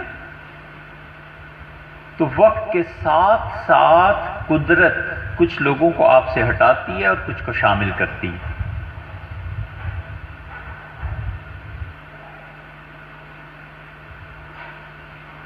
یہ بڑی تلخ حقیقت. سالہ سال کے بعد آدمی کبھی یاد کرتا ہے کہ کاش یہ چیز نہ کی ہوتی. یہ کاش بھی عجیب ہے. قرآن میں کتنی مرتبہ آیا؟ 5 مرتبہ تقریباً. کیا مدت ہوئی گنا؟ قیامت کے دن کہے گا یا لیتنی کنت ترابا، اے کاش میں مٹی میں مل گیا ہوتا، کاش دوبارہ نہ اٹھایا جاتا. بھئی زندگی ایسی کیوں گزاری تھی کہ آج تمہیں حسرت ہے، پریشانیاں ہیں؟ زندگی ایسی گزارتے کہ جنت خود طلبگار ہوتی کہ یہ مجھ میں آئے. حضور صلی اللہ علیہ وسلم فرمایا عمار میرے صحابہ رضی اللہ عنہ میں ایسا ہے جنت نے خواہش ظاہر کی کہ اللہ عمار کو میرے میں بھیج دے. عمار بن یاسر رضی اللہ عنہ اس درجے کے مظلوم آدمی تھے کہ جنت نے خواہش کی کہ عمار میرے پاس آئیں. ہزاروں لوگ ملیں گے کہ موت سے پہلے فرشتوں نے خوشخبری دی اور موت سے پہلے جد امجد آئے اور انہوں نے تقسیم کی کہ بیٹے یہ تمہارا حصہ ہے، یہ فلاں کا حصہ ہے. موت سے پہلے ہزاروں ایسے ملیں گے جو اپنی قبروں میں پہنچے تو یہ کہا گیا کہ اس کی وجہ سے تم سب پر رحمت ہو رہی ہے. کوئی سوال جواب نہیں. بڑے بڑے خوش نصیب لوگ. تو یہ جو لیتنی ہے نا قرآن، یا لیتنی کنت، اے کاش مٹی میں مل گیا ہوتا. بھی زندگی کیوں ایسی گزاری؟ انسانی زندگی گھوڑا ہے بڑا مضبوط. انسان ایک لمحہ غافل نہ ہو اور اپنی رانوں میں رکھ کے اسے چلائے، اور غافل ہوا اور گھوڑے نے پٹخا زمین پہ اور بھیجا باہر آ گیا، کمر کی ہڈی ٹوٹ گئی، کچھ ہو گیا. گھوڑے سے گرنا کوئی آسان چیز سہ نہیں سکتا آدمی. ایک دم غافل 100 دم کافر. اس لیے دوسری جگہ ہے کہ یا لیتنا نرد، کاش ہم لوٹا دیے جائیں. ولا نکذب بآیات ربنا، ہم اپنے پروردگار کی آیات کی تکذیب نہ کریں. ہم اللہ کی نشانیوں کو جھٹلائیں نہیں. اللہ کی نشانیاں آنکھیں کھول کے دیکھی ہوتی تو پھر پتا ہوتا نا اللہ کی یہ نشانیاں ہی تو ہیں. اللہ کی نشانی ہی تو ہے کہ اللہ کہتا ہے یہ میری نشانیوں میں سے ہے کہ میں نے دن اور رات بنائے. ان جعل اللہ لکم اللیل سرمدا، اللہ اگر تمہارے لیے ہمیشہ رات ہی رکھ دیتا تو کون تھا جو دن کو طلوع کرتا، اور اللہ ہمیشہ دن ہی رکھ دیتا تو کون تھا جو رات کو لے کے آتا. اور اللہ کہتا ہے یہ جو تمہاری زبانوں کا اختلاف ہے یہ میری نشانیاں ہی تو ہیں. یہ تمہارے رنگوں کا اختلاف میرے ہونے. نشانی کہتے کس کو ہے؟ نشانی اسی کو کہتے ہیں نا کہ آپ کو پتہ چلے کسی چیز کا. نشانی دراصل اپنے پیچھے چھپی ہوئی چیز کو ظاہر کرتی ہے. آپ کسی کو کہتے ہیں کہ فلاں نمبر گلی، اس کا بورڈ لگا، اس میں فلاں درخت ہے، درخت کے ساتھ میرا گھر ہے، تو درخت نشانی ہے آپ کے گھر کی جو آپ بتا رہے ہیں. اللہ کہتا ہے یہ ساری میری نشانیاں ہیں، انہیں دیکھ کر مجھ تک پہنچو، اور ہم نشانیوں میں ہی الجھ کے رہ گئے. یہ سمندر، یہ دریا، یہ ہر چیز خدا کی نشانی. آدمی جب ان حقائق پر غور کرتا ہے تو پھر لمٹس میں رہتا ہے. آنے پہ، آئے ہوئے پہ حد سے زیادہ اتراتا نہیں، اور جو چیز چلی جائے اس پہ مایوس نہیں ہوتا. پھر یہی منظور تھا. اس لیے تیسری جگہ فرمایا لیتنی اتخذت مع الرسول سبیلا، اے کاش حضور صلی اللہ علیہ وسلم کی راہ پہ چلے ہوتے، کاش ان کا راستہ اپنایا ہوتا. تو کسی نے ہاتھ پکڑا تھا کہ راستہ نہ اپناؤ، نہ لیتے.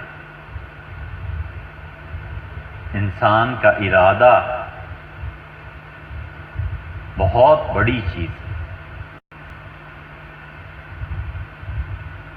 یہ جتنے جبر کے قائل ہیں نا کہ زندگی جبر سے گزرتی ہے، ان کا عقیدہ اور ان کی سمجھ جانور سے بھی کم ہے. کتے کو پتھر آپ ماریں تو کتا آپ کی طرف بھاگے گا، پتھر کو نہیں کچھ کہے گا.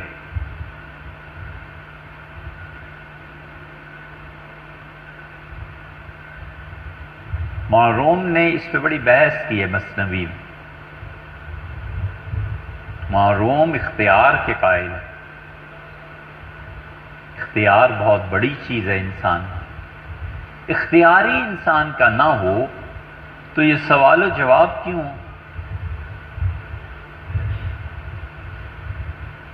اس لیے جو لوگ اپنی صلاحیتوں کو اور وقت کو استعمال کرتے ہیں صحیح، قدرت بغیر پوچھے، بغیر ان کے کسی مشورے کے چھلنی لگا دیتی. وہ چھلنی سے پھر لوگ نکلتے ہیں اور ٹھہرتے ہیں. آدمی کو پتہ نہیں چلتا کہ کب وہ چھان دیا جائے. اس لیے یہ خدا کی جانب سے انسان کا قدر کرنا اپنی صلاحیتوں کا، یہ اللہ کا ایک نظام ہے کہ فضول چیزیں الگ کر دی جائیں.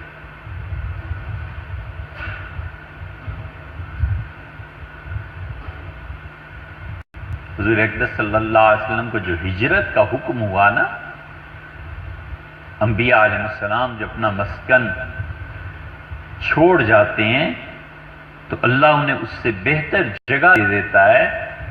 اس کی ایک حکمت یہ بھی ہے کہ جو لوگ اس قابل نہیں ہوتے خدا خود انہیں الگ کر دیتا ہے. پھر کسی کی نہیں چلتی، نہ الگ ہونے والوں کی اور نہ اس آدمی کی جس سے الگ کیے گئے. وہ خدا کا اپنا ایک فیصلہ ہے، اس کا نفاذ ہو جاتا ہے. اس لیے آدمی اپنی ساری صلاحیتوں کا اصل مرکز اللہ کو بنائے.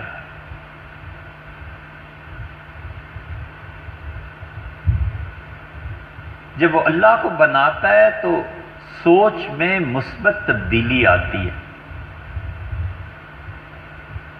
کہ یہ کام اللہ کے لیے ہے، یہ بھی کام اللہ کے لیے. اللہ نے اتنی چھوٹی چھوٹی چیزیں بتائی ہیں کہ انسان اس پہ غور کرے تو اللہ کی راہ بڑی آسانی سے بھی مل جاتی. کبھی یہ نہ سمجھے کہ لوگ میرے علم سے فائدہ اٹھا رہے ہیں. اللہ کو کوئی پرواہ نہیں ہے.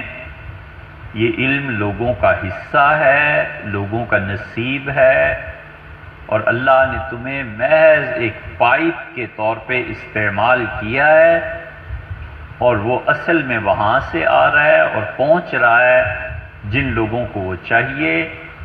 اگر تم یہ کہو کہ تمہاری چیز ہے تو ہٹا لے گا، دوسرا پائپ لگ جائے گا، چھٹی، اب بیٹھے رہو.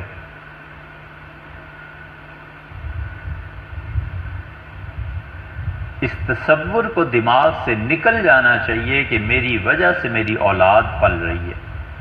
کچھ بھی نہیں، یہ ان کا نصیب ہے، اللہ نے انہیں یہ دینا ہی ہے. جس طرح ان کا وجود تمہارا مرہون منت نہیں ہے، وہ اللہ کی عطا ہے. خدا چاہتا تو تیسرے چوتھے مہینے میں بھی اسے ختم کر دیتا، اور خدا چاہتا تو پیدائش کے فوراً بعد بھی ختم کر دیتا، اور خدا چاہے تو جوانی میں بھی ختم کر دے. روز نہیں دیکھتے یہ حادثات ہوتے، نہیں دیکھتے. بس اللہ کا ایک نظام ہے کہ اسباب کے ساتھ دنیا، لہذا تم ایک سبب ہو. وہ رزق، وہ 1 لقمہ ہے یا 10 لقمے ہے، تم ایک واسطہ ہو. جس دن یہ سمجھا کہ میں نہ ہوا نا، پھر میں پوچھوں گا کہ بچوں تمہیں کون پالتا ہے. یہ جب اس طرح کے خیالات آئیں تو آدمی یاد رکھنا چاہیے کہ ہر وہ چیز جو دعوے پہ لے جاتی ہے نا، غلط ہے. بس اصول کی بات. ہر وہ جذبہ، ہر وہ عبادت، چاہے وہ کتنی ٹھیک کیوں نہ ہو، اگر اس کا نتیجہ دعویٰ ہے تو سب غلط. ہر عبادت اور ہر اللہ کی بندگی جو دعوے کو پیدا کرتی ہے نا انسان میں، بالکل غلط ہے. وہ عبادت بھی نظر ثانی کے قابل ہے، وہ علم بھی اور وہ تعلیم بھی جو دعوے کو پیدا کرتی ہے. یہ جتنے گمراہ مارے گئے یہ دعوے اس تو مارے گئے. یہ شیطان نے بھی تو دعویٰ ہی کیا. جو دعویٰ کرتا ہے اسے دلیل فراہم کرنی پڑتی ہے. دعویٰ عالم دین ہونے کا ہے تو دلیل دے کہ علم میرا ہے. علم تمہارا کہاں سے ہے؟ ایک دن کتنی معمولی سی بات ہے، کھانا ہضم نہ ہو، ایک دن قے شروع ہو جائے، ایک دن متلیاں، ایک دن سر درد ہو جائے، اس دن پوچھے علم کہاں گیا ہے. اچھی خاصی باتیں جو یاد ہوتی ہیں، سر درد ہو جاتا ہے تو کروڑوں اربوں پتی بیچارہ پریشان بیٹھا ہوتا ہے، کہتا ہے یار آج بہت سر درد ہے، اب آج رہنے دو. بھئی حضرت کہاں گئے پیسے، اور کہاں گیا مال، اور کہاں گیا علم، اور کیا چیزیں. یہ ذرا سی بات ہے مگر ہم سمجھتے نہیں.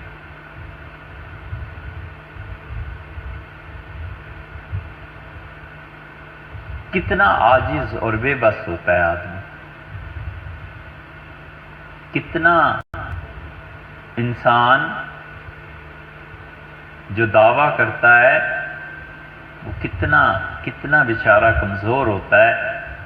فرعون کی لاش بڑی مثال ہے. مصر لے جا رہے ہیں، فرانس لے جا رہے ہیں، اسے آگ لگا دیں، اسے پھینک دیں، کیا ہو سکتا ہے؟ اور یہ وہ ہے جس سے خدا نقل کرتا ہے کہ اس نے کہا لیس لی ملک مصر، مصر کی حکومت میری نہیں تو اور کس کی ہے. وَهَٰذِهِ الْأَنْهَارُ، اور یہ دریا تجری من تحتی، یہ میرے حکم سے بہتے ہیں. بس اب کیا ہوا؟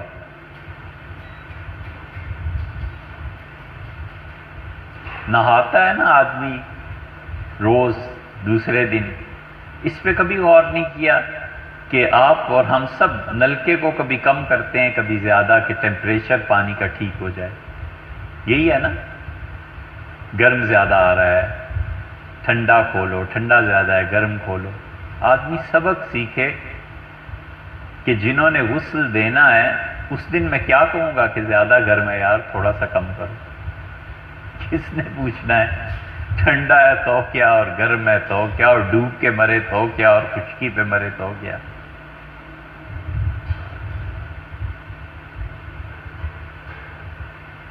حضرت مرزا مظہر جانا رحمت اللہ علیہ کا کوئی گھر نہیں تھا.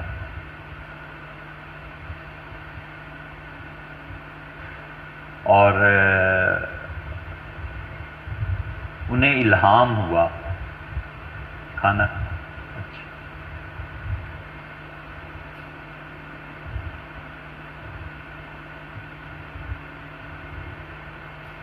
اللہ کا ایک نظام ہے،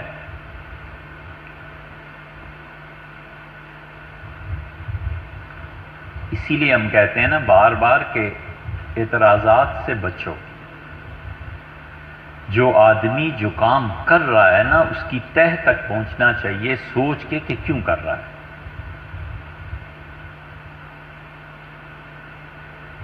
تہ تک پہنچے اور پتہ چلا کہ یہ غلط کام ہے، شر ہے، اس شر سے آپ کو کوئی نقصان نہیں پہنچ رہا تو کیا ضرورت ہے اس میں دخل دینے کی. دودھ میں پانی ملا رہا ہے، بری بات کر رہا ہے، پیسے زیادہ کمانا چاہتا ہے، آپ تو اس سے دودھ نہیں نا خرید رہے، اور آپ کے ساتھ اس کے کوئی مراسم بھی نہیں، بیٹا بھی نہیں، مرید بھی نہیں، کوئی تعلق بھی ایسا نہیں ہے، کیا ضرورت ہے خام خواہ جانے دو.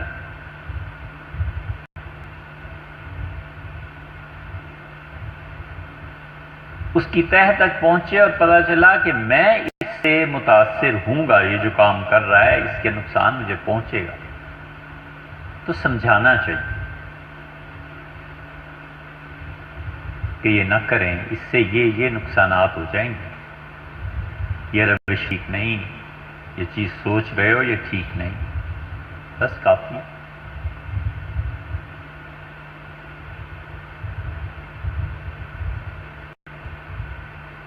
دوسرے کے کام کی حکمت سوچنی چاہیے. دوسرے کے کام کی حکمت نہیں سوچتا نا تو پھر اپنی عقل پہ ناز بڑھتا ہے کہ میں بہت بہت سمجھدار. دوسرے سے بھی پوچھ لینا چاہیے کہ یہ کام کیوں کیا ہے، وہ بتا دے گا تو عین ممکن ہے سمجھ میں آ جائے.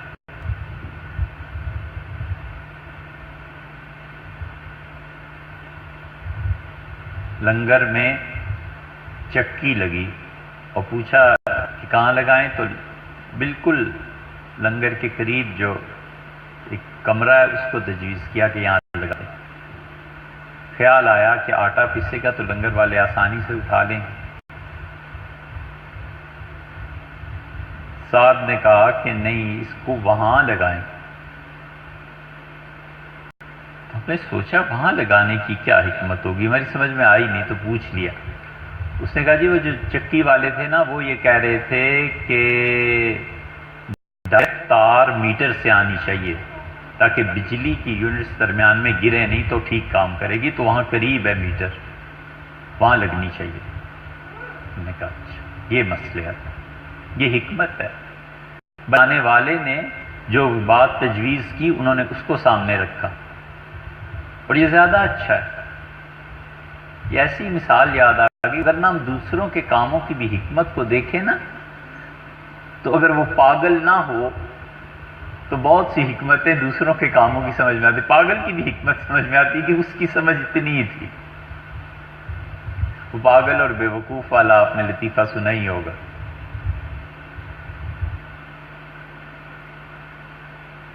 اس لیے حضرت مرزا مظہر جانے جانا رحمت اللہ علیہ جو تھے نا انہیں الہام ہوا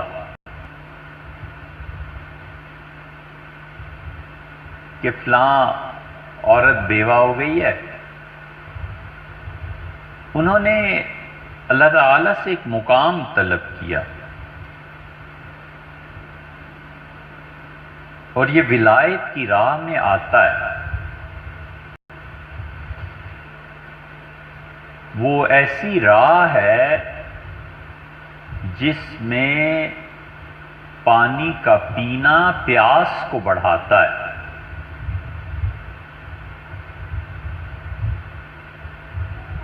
وہاں پانی سے سیرابی نہیں ہوتی، جتنا پیتا ہے اتنی پیاس بڑھتی. کہتا ہے اور قرب چاہیے، اور قرب چاہیے. اللہ کی ذات کا قرب لا منتہا ہے، اس کی کوئی حد ہی نہیں. تو آدمی جب سفر کرتا ہے نا تو اور قرب چاہیے ہوتا ہے، اور قرب.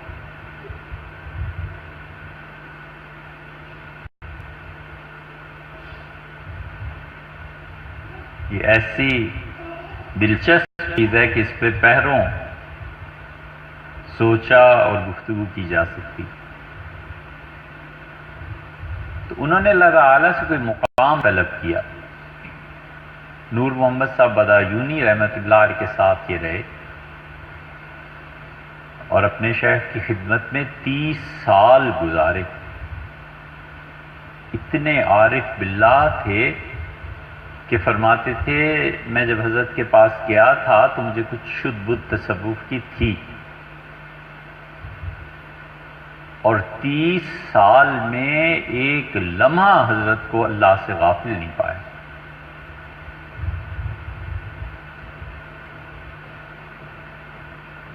تیس سال کسی آدمی پہ غفلت طاری نہ ہو، کیا مقام ہوگا اس کا.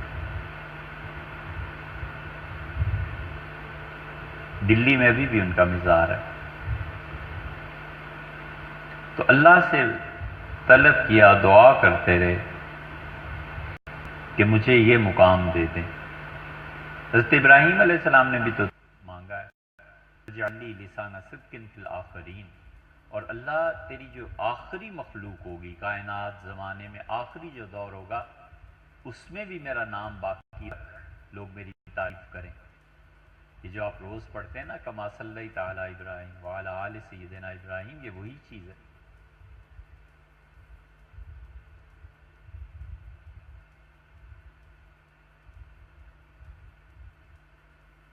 خدا جب دیتا ہے نا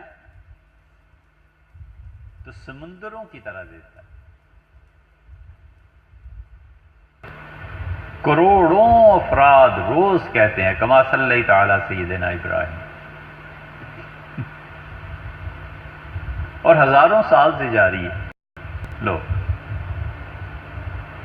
آ گیا ذکر خیر، دعا قبول ہو گئی. ایسے ہی ہوتا ہے. زمزم کو دیکھو، کروڑوں گیلن بھرتے ہیں لوگ مہینے میں اور سال میں. حضرت عبداللہ ابن عباس رضی اللہ عنہ کو ضرورت پیش آ گئی کہ ان کے زمانے میں ایک غلام تھا حبشی، گر پڑا اور اس کا انتقال ہو گیا، تو کنواں صاف کرایا گیا. تو ابن عباس رضی اللہ عنہ نے مشاہدہ کیا، فرماتے تھے نہروں کے حساب سے پانی آ رہا ہے طائف کی طرف سے، ختم ہی نہیں ہوتا. یہ گنگا اور جمنا یہ بھی انبیاء علیہ السلام کو عنایت کی گئی تھی. اگر وہ نبوت تھی تو یہ گنگا اور جمنا انہیں دیے گئے تھے. تو اب تک جاری کروڑوں سال سے جن کی طرف منسوب کیے جاتے ہیں، بظاہر ان کی تعلیمات نبوت کی. یہ بدھا کو دیکھو، کتنی اس کی تعلیم میں برکت ہوئی، مسخ ہو گئی وہ تعلیمات ساری، لیکن بدھا کہاں بہار، اور بہار سے وہ جو چلے ہیں تو کہاں کہاں یہ بدھسٹ پہنچے اور کہاں. یہ نہیں ہے کہ وہ خدا کے نبی ہے، یہ کہنا بہت بڑی بات ہے، لیکن ایسی کسی کی تعلیم پھیل جائے یہ نبوت کے علاوہ کم ہی کہیں ہوا کرتا ہے. خدا جب دیتا ہے تو وہ پھر کھول دیتا ہے، خزانہ کھول دیتا ہے.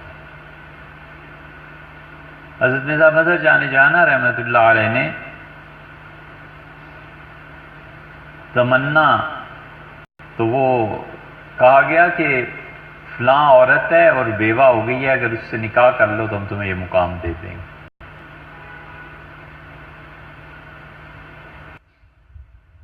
وہاں روم نے مثنوی میں بھی لکھا ہے، وہاں لکھا ہے کہ ایک مرید تھا، اپنے شیخ کے گھر آیا، دروازہ کھٹکھٹایا تو اندر سے آواز بڑی درخت آئی کہ کون ہو. اس نے کہا میں فلاں فلاں حضرت کا مرید.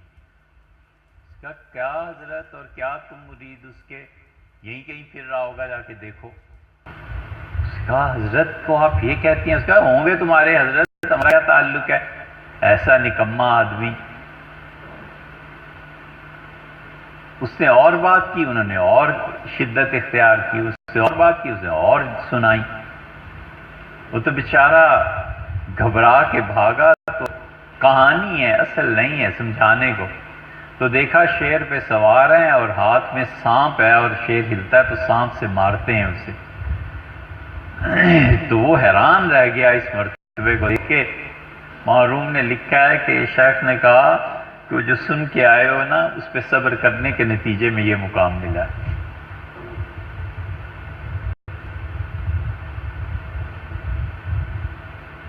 اللہ بچائے بھی ایسی خطراؤں سے. اللہ تعالیٰ خود ہی احسان فرما دے. ورنہ یہ جو باپ ہوتا ہے نا، یہ بیچارہ بڑی ہی مرتبے کی چیز. تصور کرو، سارے دن کا تھکا ہارا اور رات کو سویا اور بچے رونے لگے. اللہ وہ جب اٹھتا ہے اس کی نیند خراب ہوتی ہے، اس پہ کیا گزرتی ہے. بیمار ہو جائیں بچے، دن رات کا چین ایک طرف ہو جائے، کیا گزرتی ہو. یہ مجاہدہ تھوڑا ہے. تو سے کہا گیا کہ اگر آپ اس عورت سے شادی کر لیں تو ہم وہ مقام دے دیں. تو انہوں نے اپنے لوگوں سے کہا کہ بھئی وہ فلاں جگہ رشتہ ہے کرنا. ان کا حضرت توبہ کریں، وہ تو دلی میں اتنی بد زبان مشہور ہے کہ لوگ اس کے نام سن کے پناہ مانگتے ہیں. تو قصہ مختصر یہ شادی ہو گئی. تو جو ہونا تھا سو ہوا. حضرت نے وفات سے پہلے اپنے خلیفہ قاضی ثناء اللہ پانی پتی رحمۃ اللہ علیہ کو خط لکھا اور لکھا کہ وفات کے بعد میری یہ بیوہ میری آپ کے پاس آئیں گی، ان کی خدمت کرنا، اور مجھے اللہ نے ان کی وجہ سے بڑا کام دیا ہے، میں ان کا بہت ممنون ہوں. مجھے بہت ترقی ہوئی ہے ان کی وجہ سے.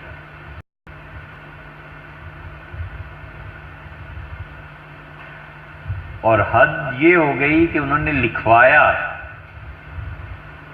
کہ یہ لکھ کے دیں کہ آپ کی وفات کے بعد آپ کی قبر بھی میری مرضی سے ہوگی. یہ نہ ہو مرید اور خلفاء کہیں اور دفن کرنا چاہیں تو اس وقت میں بے بس ہو جاؤں. حضرت نے لکھ کے دیا جہاں آپ کہیں گی وہیں تدفین ہوگی. انہوں نے 1.5-2 مرلے جگہ تھی، اپنے گھر کی بیٹھک میں ہی حضرت کی تدفین کرے. کہا یہیں دفن کرو. سارے خلفاء پریشان، لیکن انہوں نے کہا یہ وصیت نامہ دکھاؤ، یہ میں نے حضرت سے لکھوا لیا. چپ ہو گئے سارے. کیا یہ تو پھر حضرت غلام علی صاحب رحمۃ اللہ علیہ نے پھر باقی چیزیں خریدیں اور خانقاہ کی توسیع ہوئی.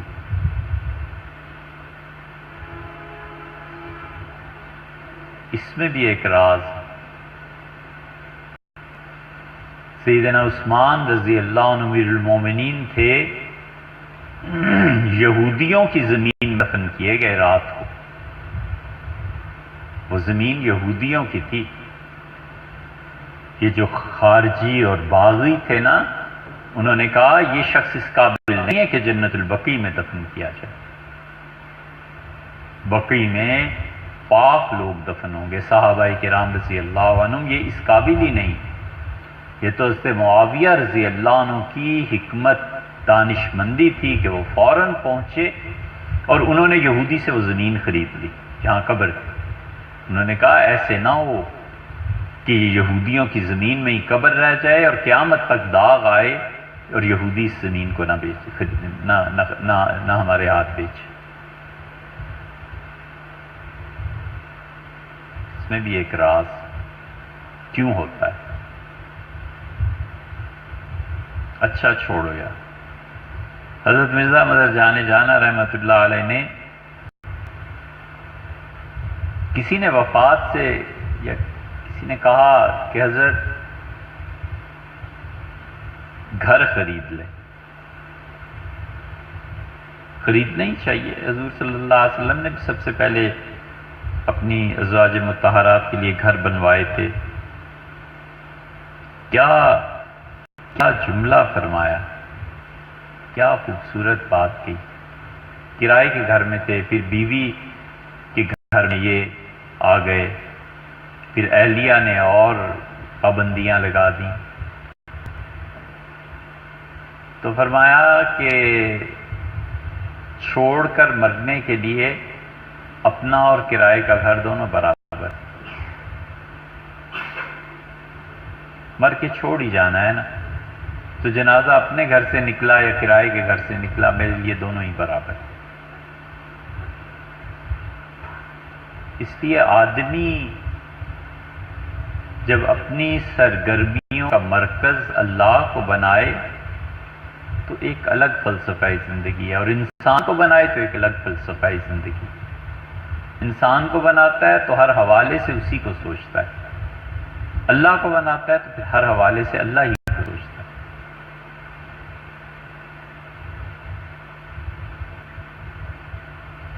رمضان میں انشاءاللہ مسجد میں بات چیت ہوگی.